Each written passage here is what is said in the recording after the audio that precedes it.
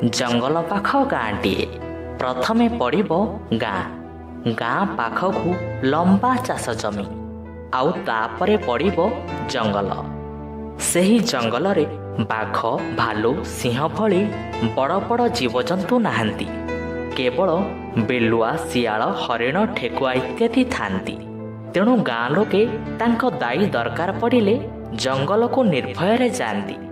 କେବଳ ଯା ବିଲୁଆ ଶିଆଳଙ୍କୁ ଭୟ। ହାତରେ ଖଣ୍ଡିଏ ବାଡ଼ି ଧରିଲେ ଆଉ ଭୟ ନାହିଁ। ଚାଷ ଜମି ପାଖେ ପାଖେ ବହିଯାଇଥାଏ ଗୋଟିଏ ସୁନ୍ଦର ନାଳଟିଏ, ଯାହାକି ପାଖରେ ଥିବା ବ୍ରାହ୍ମଣୀ ନଦୀ ସହ ଯୋଡ଼ି ହୋଇ ଅଛି, ଯେଉଁଥିରୁ ଗାଁ ଚାଷୀମାନେ ତାଙ୍କ ଫସଲକୁ ପାଣି ମଡ଼େଇଥାନ୍ତି। ଥରେ ଗୋଟିଏ ଶିଆଳ ଶିକାର ଉଦ୍ଦେଶ୍ୟରେ ସେହି ନାଳ କଡ଼େ କଡ଼େ ଯାଉଥିଲା। ହଠାତ୍ ଗୋଟିଏ ଚିଙ୍ଗୁଡ଼ିଟି ନାଳ ଭିତରୁ ବାହାରି ଉପରେ ଆସି ପଡ଼ିଲା। ଶିଆଳ ଚଟାପଟ ସେ ଚିଙ୍ଗୁଡ଼ିକୁ ମାଡ଼ି ବସିଲା।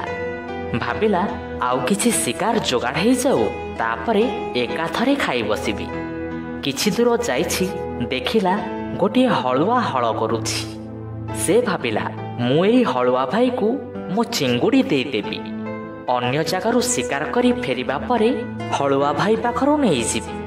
ଏହା ଭାବି ସେ ଚାଷୀ ଜଣକୁ କହିଲା, ହଳୁଆ ଭାଇ ମୋ ଚିଙ୍ଗୁଡ଼ି ଟିକେ ରଖିଥାଅ, ମୁଁ ଏଇ ପାଖରୁ ଆସୁଛି। ହଳୁଆ ଭାଇ କହିଲା, ନା ନା ତୁ ନେଇଯା। ମୁଁ ହଳ କରୁ କରୁ ଯଦି ତୋ ଚିଙ୍ଗୁଡ଼ିକୁ କାଉ କି କୁକୁର ନେଇଯାଏ, ତେବେ ମୁଁ କୋଉଠୁ ଆଣି ତତେ ଦେବି? ଶିଆଳ କହିଲା, ନାଇଁ ମ ହଳୁଆ ଭାଇ, କିଛି ହବନି। ଏହା କହି ଶିଆଳଟି ଚିଙ୍ଗୁଡ଼ିକୁ ସେଇଠି ଗୋଟିଏ ବୋଦା ପାଖରେ ରଖିଦେଇ ସେଠାରୁ ଚାଲିଗଲା। କିଛି ସମୟ ପରେ ଫେରିଆସି ବୋଦା ପାଖରେ ଦେଖିଲା ତା ଚିଙ୍ଗୁଡ଼ିଟି ନାହିଁ। ସେ ହଳୁଆ ଭାଇକୁ ପଚାରିଲା, ହଳୁଆ ଭାଇ ମୋ ଚିଙ୍ଗୁଡ଼ି କାହିଁ? ହଳୁଆ ଭାଇ କହିଲା, ମୁଁ ଜାଣିନି, ମୁଁ ତ ମୋ କାମରେ ବ୍ୟସ୍ତ ଥିଲି, ସେଇଥିପାଇଁ ତତେ କହୁଥିଲି ମୋ ଜିମାରେ ଦେନା, ବୋଧେ କୋଉ କାଉ କୁକୁର ନେଇଯାଇଥିବେ। ତାପରେ ଶିଆଳ କହିଲା, ହଉ ଭାଇ ତୁ ଟିକେ ବିଶ୍ରାମ ନେ, ମୁଁ ତୋ ପାଇଁ ହଳ କରିଦଉଛି।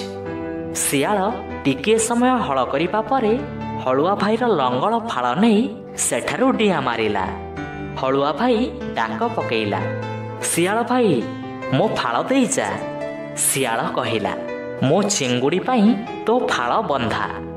ତାପରେ ଶିଆଳ ଫାଳ ନେଇ ଗୋଟିଏ ଗଛ ଉପରେ ରଖିଦେଲା ଏବଂ କହିଲା, ଗଛ ଭାଇ ମୋ ଫାଳ ଟିକେ ରଖିଥା, ମୁଁ ଟିକେ କାମ ସାରି ଆସୁଛି। ଗଛ କହିଲା, ନାଇଁ ମୋ ଶିଆଳ ଭାଇ, ଏଠି କେତେ ଲୋକ ଯା ଆସ କରୁଛନ୍ତି, କିଏ ଯଦି ନେଇଯିବ ତେବେ ମୁଁ କୋଉଠୁ ଆଣି ତତେ ଦେବି? କିନ୍ତୁ ଶିଆଳ ସେଠାରୁ ସେତେବେଳକୁ ଚାଲି ଯାଇଥିଲା। କିଛି ସମୟ ପରେ ଫେରି ଦେଖେ ତ ତା ଫାଳ ନାହିଁ। ଗଛ କହିଲା, ଶିଆଳ ଭାଇ ଗୋଟିଏ ଲୋକ ଆସି ତୋ ଫାଳ ନେଇ ଚାଲିଗଲା, ମୁଁ ଯେତେ ମନା କଲି ସୁଦ୍ଧା ସେ ଶୁଣିଲାନି। ସେଉଠୁ ଶିଆଳ ଗଛରୁ ପୁଳାଏ ଡାଳପତ୍ର ଭାଙ୍ଗି ନେଇଯିବାକୁ ବାହାରନ୍ତେ ଗଛ କହିଲା, ମୁଁ ଡାଳପତ୍ର କାହିଁକି ନଉଛୁ? ଶିଆଳ କହିଲା, ଚିଙ୍ଗୁଡ଼ି ପାଇଁ ଫାଳ ବନ୍ଧା, ଫାଳ ପାଇଁ ଡାଳ ବନ୍ଧା। ତାପରେ ଶିଆଳ ଡାଳପତ୍ର ନେଇ ଗୋଟିଏ ଗୁଡ଼ିଆ ଘରେ ପହଞ୍ଚିଲା ଏବଂ ଡାଳପତ୍ର ଥୋଇଦେଇ କହିଲା, ଗୁଡ଼ିଆ ଭାଇ ମୋ ଡାଳପତ୍ର ସବୁ ରହିଲା, ମୁଁ ଟିକେ କାମ ସାରି ଆସୁଛି। ଗୁଡ଼ିଆ ଜଣକ କହିଲା, ଶିଆଳ ଭାଇ ତୁ ତ ଜାଣିଛୁ ଆମର ଗୁଡ଼ିଆ ଘର, କେତେବେଳେ ତୋ ଡାଳପତ୍ର ଜାଳିଦେବୁ କିଛି ଠିକ୍ ଠିକଣା ନାହିଁ, ତୁ ୟାକୁ ନେଇଯା। ଶିଆଳ କହିଲା, ନାଇଁ ମୋ କିଛି ହବନି। ଏହା କହି ସେ ସେଠାରୁ ଚାଲିଗଲା। ପୁଣି କିଛି ସମୟ ପରେ ଫେରି ଦେଖିଲା ବେଳକୁ ତା ଡାଳପତ୍ର ନାହିଁ। ତେଣୁ ସେ ଗୁଡ଼ିଆର ମୁଆଁ ପସରା ନେଇ ଚାଲିଯିବାକୁ ବାହାରନ୍ତେ ଗୁଡ଼ିଆ କହିଲା, ଶିଆଳ ଭାଇ ମୋ ମୁଆଁ ପସରା ନେଇ କୋଉଠି ଯାଉଛୁ, ମୋତେ ଫେରେଇ ଦେ।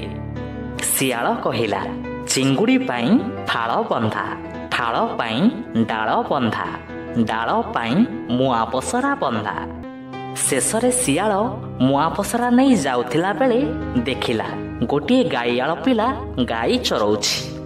ସେ ଗାଈଆଳ ପିଲାକୁ ଠିକ୍ ସେହି କଥା କହିଲା ଏବଂ କିଛି ସମୟ ପରେ ଫେରି ଆସି ଦେଖେ ତ ସେତେବେଳକୁ ଗାଈଆଳ ପିଲାଟେ ସବୁ ମୁଆଁତକ ଖାଇସାରିଥିଲା।